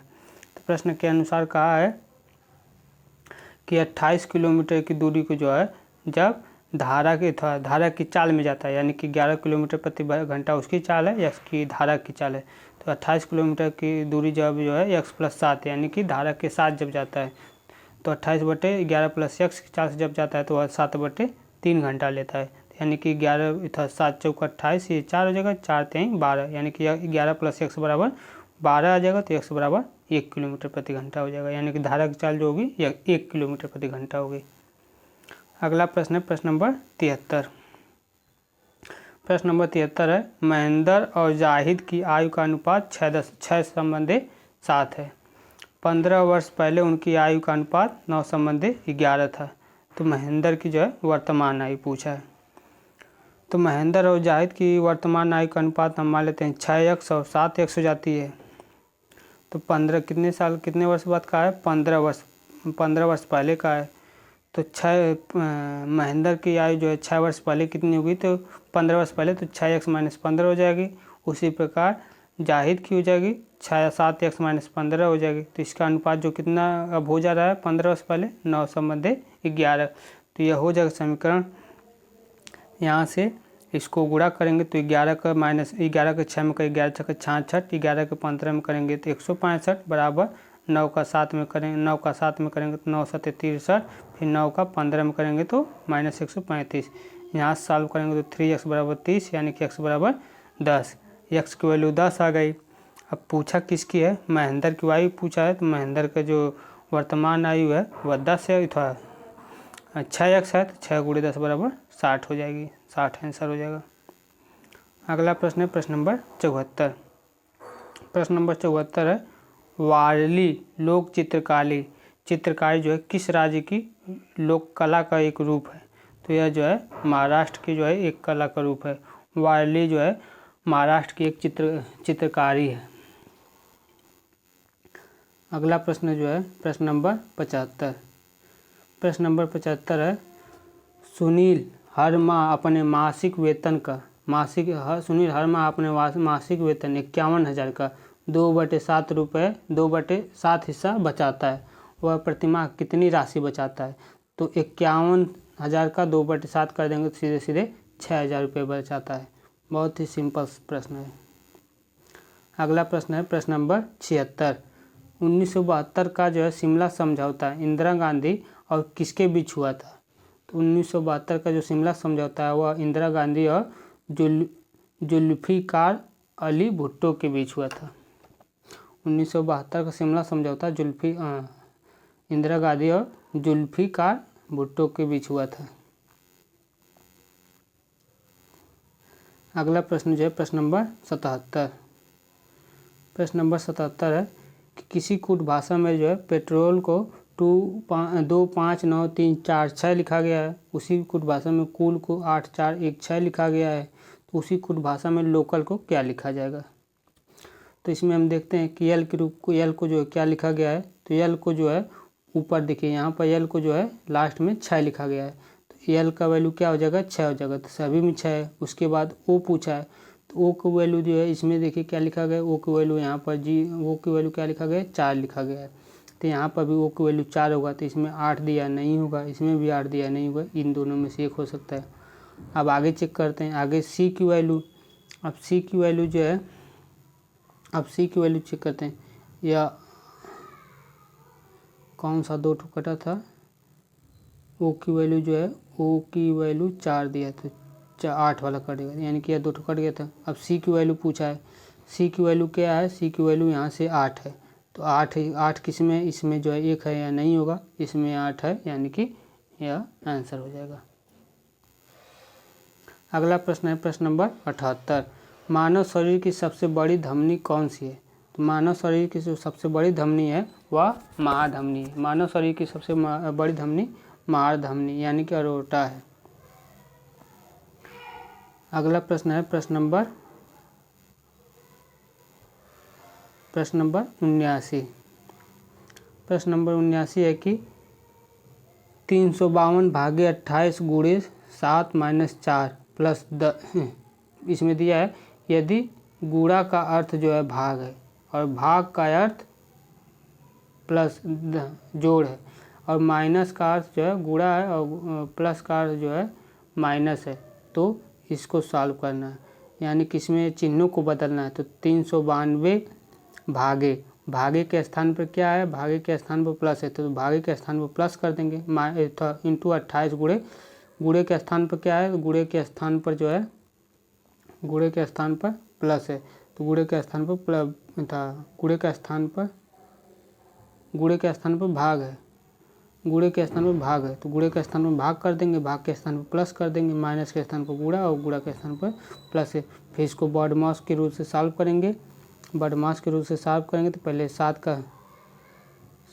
पहले 7 का भाग देंगे तो 7 चौक 28 4 आएगा, फिर 4 चौक को 16 आ जाएगा, फिर उसके बाद 16 में से 10 16 पहले जोड़िए फिर घटाइए, से पहले रूल होता है कि जोड़ना, लेकिन जोड़ घटाने में कुछ भी कर सकते हैं। तो 16 में से 10 जाएगा तो 6 बचेगा, 6 इसमें जोड़ 392 में 6 जोड़ देंगे तो 6 2 8 398 हो जाएगा आंसर। अगला प्रश्न है प्रश्न नंबर 80। प्रश्न नंबर 80 है निम्नलिखित में से कौन सा कल्पक्कम में परमाणु अनुसंधान हेतु स्थापित अनुसंधान रिएक्टर है। तो कल्पक्कम जो है कामिनी में जो है संबंधित अनुसंधान रिएक्टर है, जिसमें यूरेनियम 233 ईंधन का उपयोग करके डिजाइन किया गया था। अगला प्रश्न है प्रश्न नंबर 81। प्रश्न नंबर 81 में है कि जिस प्रकार से 343 संबंधित है 1331 से, उसी प्रकार 729 संबंधित है किससे। तो 343 जो है 7 का क्यूब है, 1331 जो है 11 का क्यूब है। उसी प्रकार 729 जो है 729 उसी प्रकार 729 9 का क्यूब है, तो वो 7 या 7 हो गया या 11 हो गया, तो यह 9 हो गया, तो यह 13 का क्यूब क्या होगा। 13 का क्यूब जो है 2197 आंसर हो जाएगा। 2197 आंसर हो जाएगा 13 का क्यूब। अगला प्रश्न है 82। दिए गए चारों में से भूजल का उपयोग अत्यधिक निम्नलिखित कौन सा राज्य है। तो अगला प्रश्न कि भूजल का उपयोग है तो तीनों राज्यों के सापेक्ष अधिक नहीं है, तो वह होगा उड़ीसा। उड़ीसा राज्य में जो है भूजल सबसे अधिक उपयोग है। अगला प्रश्न है प्रश्न नंबर 83। प्रश्न नंबर 83 है अमृत ने 1 वर्ष के लिए अपने 10% वार्षिक साधारण ब्याज की दर पर कुछ राशि उधार ली। फिर अभिषेक ने उतने ही समय के लिए उतने ही धनराशि उसी दर पर चक्रवृद्धि ब्याज यानी कि छमाही चक्रवृद्धि ब्याज पर उधार ली। यदि अभिषेक ने ब्याज के रूप में अमृत से 50 रुपये अधिक का भुगतान किया है, तो उनमें से प्रत्येक ने कितनी धनराशि उधार ली थी। तो इसका सलूशन देखते हैं। इसका सलूशन है कि जब साधारण ब्याज के लिए धनराशि मान लेते हैं P है, तो उसकी भी धनराशि P होगी, दोनों के लिए सेम होगी। 10% वार्षिक दर पर है, ये भी वो 10% वार्षिक दर पर है, लेकिन यह छमाही है, तो छमाही जब करेंगे तो यह दर जो है आधी हो जाएगी, क्योंकि 12 महीने में छमाही यानी कि 2 बार करनी है, 6 महीने पर 2 बार करनी है, तो यानी कि 2 से भाग देंगे तो यह आधी हो जाएगी, 5% छमाही हो जाएगी। 1 वर्ष के लिए अभी है, लेकिन ये भी 1 वर्ष के लिए, लेकिन जब छमाही है तो 6 महीने पर 2 बार 2 छमाही हो जाएगी। तो प्रश्न के अनुसार जो है यह 50 रुपये अधिक देता है, तो P गुणे 1 प्लस यस चक्रवृद्धि ब्याज है, तो 1 प्लस 5/100 का होल स्क्वायर करके या P मूलधन गुणे दर गुणे समय बटे 100 से करेंगे। तो इसको जब सॉल्व करेंगे तो इसका आंसर आ जाएगा सीधे P की वैल्यू 20,000 रुपये। अगला प्रश्न देखते हैं। प्रश्न नंबर 84। किसी वस्तु या सेवा के मूल्य पर सरकार के द्वारा लगाई गई ऊपरी सीमा को क्या कहा जाता है। किसी वस्तु या सेवा पर सरकार के द्वारा लगाई गई ऊपरी सीमा को अंतिम सीमा मूल्य यानी कि ऑप्शन नंबर C अंतिम सीमा मूल्य कहा जाता है। अगला प्रश्न है प्रश्न नंबर 85। प्रश्न नंबर 85 है कि 2 की पावर 4, 3 की पावर 4, 5 की पावर 3 और 2 की पावर 2, 3 की पावर 6, 5 की पावर 5, 7 की पावर 2 का एलसीएम क्या होगा। तो एलसीएम जो है इन सबों में जो सबसे बड़ा कॉमन होगा, तो इन दोनों में सबसे बड़ा कॉमन जो है 2 की पावर 4 है, तो 2 की पावर 4 लिखेंगे। 2 की पावर 4 इसमें नहीं है, 2 की पावर 4 इसमें नहीं है, 2 की पावर 6 इसमें, 2 की पावर 4 इसमें, तो यानी कि यही आंसर हो जाएगा। ज़्यादा कुछ नहीं करना है, यही आंसर हो जाएगा 2 की पावर 4 वाला। अगला प्रश्न है प्रश्न नंबर 86। यह DI का सवाल है, इसको बार बार देखना पड़ेगा दूसरे पेज पर, तो इसको आप लोग कर लीजिएगा। अगला प्रश्न है प्रश्न नंबर 87। यह भी वही सवाल है। प्रश्न नंबर 88। यह भी उसी एक DI रहेगा, उसी पर 5 सवाल रहेंगे। ये भी 89 भी उसी पर है। अगला प्रश्न है प्रश्न नंबर 90। यह कथन और निष्कर्ष वाला सवाल है। तो इसमें कथन दिया गया कि आभूषण के लिए हम चमकदार धातु जैसे कि प्लेटिनम का इस्तेमाल करते हैं। यह एक विज्ञापन है। आभूषण के लिए एक चमकदार धातु प्लेटिनम का इस्तेमाल करते हैं, यह एक विज्ञापन है। तो इस पे जो धारणाएं हैं कि प्लेटिनम एक चमकदार धातु है, देखते हैं। और अगला है कि आभूषण बनाने के लिए प्लेटिनम का इस्तेमाल होता है। तो इसका जो सही आंसर होगा वो होगा ऑप्शन नंबर डी सही होगा। दोनों धारणाएं सही हैं। दोनों धारणाएं सही हैं कि प्लेटिनम जो एक चमकदार धातु है, सही है। आभूषण बनाने के लिए प्लेटिनम का इस्तेमाल होता है, ये भी सही है। अगला प्रश्न है प्रश्न नंबर 91। उस वेन आरेख का चयन करें जो निम्नलिखित वर्गों के समुच्चय के बीच में संबंध को सर्वोच्चम दिखाता है, यानी कि खेल, शतरंज और टेनिस, इन सभी में से दिखाना है। तो इसमें जो है खेल ये बड़ा वाला खेल रहेगा। खेल के अंदर ही शतरंज भी आता है, खेल के अंदर ही टेनिस आता है, लेकिन टेनिस और शतरंज अलग अलग है। तो इसका जो सही आंसर है, देखिए इसमें इस तरह का दिखाया गया है कि खेल जो है बड़ा वाला है, इसमें टेनिस ही छोटा वाला, शतरंज ये दोनों अलग अलग खेल हैं, लेकिन खेल के ही अंदर आते हैं, यानी कि यही विकल्प सही होगा। अगला प्रश्न है प्रश्न नंबर 92। प्रश्न नंबर 92। एक कक्षा में रेणु का रैंक जो है नीचे से 15वां है। यदि कक्षा में कुल 30 छात्र हैं तो ऊपर से उसका रैंक कौन सा होगा? तो इस नीचे से उसका रैंक, तो एक कक्षा में टोटल 30 छात्र है, नीचे से उसका जो 15वां है, नीचे से 15वां है, तो ऊपर से भी उसका रैंक 15वां ही होगा। इसका आंसर देख लेते हैं क्या है। नहीं, नीचे से उसका, ऊपर से उसका रैंक 16वां, क्योंकि एक बढ़ जाता है। जैसे कि इसमें दिया है कुल छात्रों की संख्या हो जगह 30, नीचे से उसका रैंक जो है 15वां है, तो उसमें दिया है नीचे का रैंक प्लस ऊपर का रैंक -1 कर देते हैं, यानी कि ऊपर से पूछा है +15 -1 कर देंगे, तो यानी कि आर की वैल्यू 16वां रैंक हो जाएगा, क्योंकि नीचे से वह 15वां है।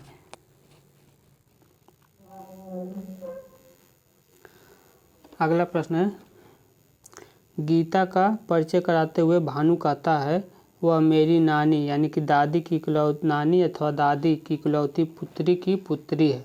भानु का जो है गीता से क्या संबंध है? तो इसका सलूशन दिखाते हैं।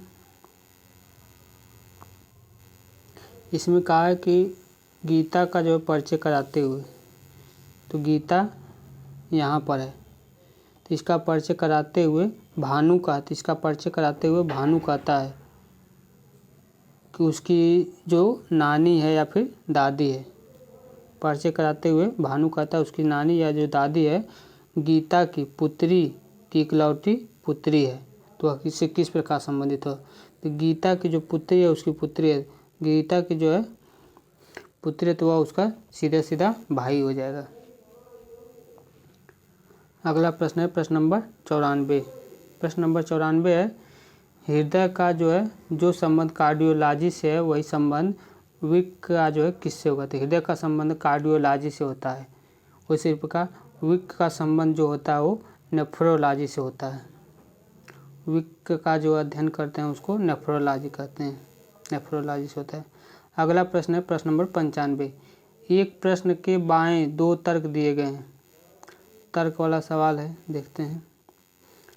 तर्क है कि क्या बैंकिंग के क्षेत्र में हड़तालों पर प्रतिबंध लगाना चाहिए?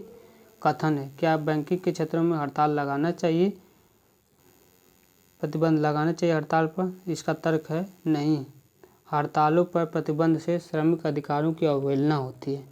देखते हैं, हाँ, हड़तालों से लोगों को कठिनाई होती है, तो इसका जो सही आंसर होगा वह दोनों होगा, क्योंकि हड़ताल से जो प्रतिबंध नहीं लगाना चाहिए, क्योंकि हड़तालों पर जो अगर प्रतिबंध लगाएं तो जो श्रम अधिकारी उनकी जो है अवहेलना होने लगती है। और हड़तालों पर प्रतिबंध लगाना चाहिए, हाँ, क्योंकि इससे लोगों की जो कठिनाइयाँ भी होती हैं, तो इसका कथन दोनों सही है।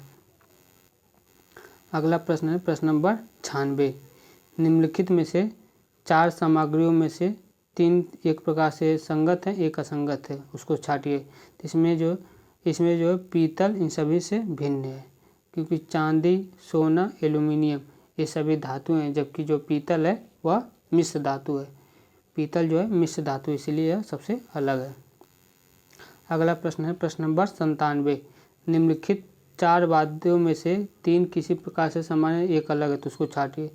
तो तबला, मृदंग, सितार, ड्रम। तो इसमें जो है सितार सबसे अलग है,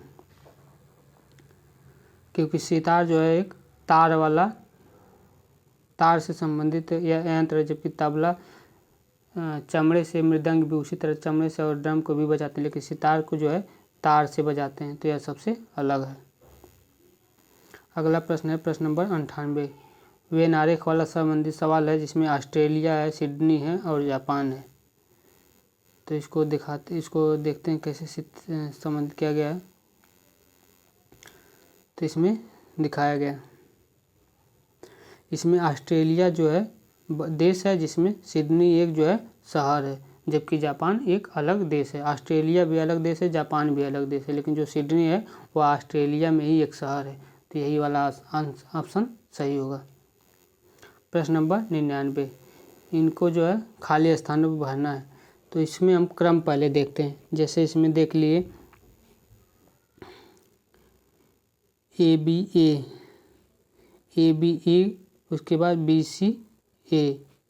तो यहाँ से हम क्रम पकड़ते हैं। जैसे ABA BC A, यहाँ से एक क्रम दे दिए। फिर AB, तो यहाँ से देखेंगे A है, A के बाद इसमें क्या आया है, तो A के बाद B आया है, तो यहाँ पर B होगा। उसके बाद AB A हो गया, A के बाद C आया है, तो यहाँ पर भी क्या होगा, C होगा, यानी कि C आएगा फिर B आएगा। तो इसमें CB नहीं है, इसमें भी CB, इसमें भी CB है। उसके बाद इस प्रकार से देख लेंगे। उसके बाद CAB है, फिर यहाँ पर देखेंगे AB के बाद क्या आया है, यहाँ पर AB के बाद A आया है, तो यहाँ पर भी A आएगा, तो यानी कि AA होगा। B यहाँ पर फिर B आएगा, तो यानी कि CBA आएगा, इसका आंसर हो जाएगा। अगला प्रश्न है प्रश्न नंबर 100। वेन आरेख से जो है इसको देखेंगे। इसमें दिया है वृत्त, त्रिभुज और चतुर्भुज। वृत्त, त्रिभुज और चतुर्भुज, यह तीनों को तीनों ही अलग है, तो यानी कि ऑप्शन नंबर B सही होगा। आई होप आप सभी लोगों को हमारा क्लास पसंद आया होगा। अगर पसंद आया हो तो लाइक करें, सब्सक्राइब करें, और जो लोग भी RRB NTPC की तैयारी कर रहे हैं उनको आप लोग शेयर कर दीजिए। जो भी हम पेपर सॉल्व करवा रहे हैं यह बहुत ही महत्वपूर्ण प्रश्न है, और ये जो सभी पेपर में पिछली बार आया हुआ है, तो आप सभी लोगों डेली क्लास करते रहिए। अगर आप लोग रेगुलर रहते हैं तो 100% संभावना है कि आपका पेपर जो है इस बार चयन हो जाएगा पेपर में। बस आप लोग रेगुलरिटी बनाए रखिए और अंत तक देखा करिए। और जैसे कि जो मैथ या रीजनिंग के सवाल हैं उनको आप पहले रोक कर पहले खुद सॉल्व करिए। अगर नहीं आता है तो फिर उसके बाद जो हम सलूशन बता रहे हैं उस प्रकार आप सलूशन देख लिया करिए। आगे की क्लास जो है कल होगी। जय हिंद, जय भारत।